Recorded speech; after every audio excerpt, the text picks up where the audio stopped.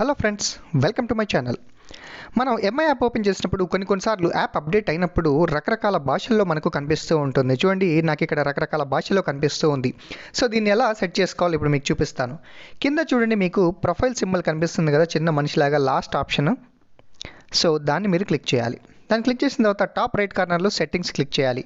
And settings click చేసిన తర్వాత third language ఉంది కదా, దాన్ని క్లిక్ చేయాలి. అండ్ దాంట్లో అన్ని రకాల లాంగ్వేజ్ ఉన్నాయి. సో దీంట్లో మీరు ఇండియా లాంగ్వేజ్ సెలెక్ట్ చేసుకోండి. సో ఇండియా సెలెక్ట్ చేసుకొని ఈ రైట్ సైడ్ ఉన్న దాన్ని క్లిక్ చేస్తే మళ్ళీ యాప్ రీస్టార్ట్ అవుతుంది. రీస్టార్ట్ అయిన తర్వాత చూడండి, మనకు ఇంగ్లీష్లో వస్తుంది యాప్.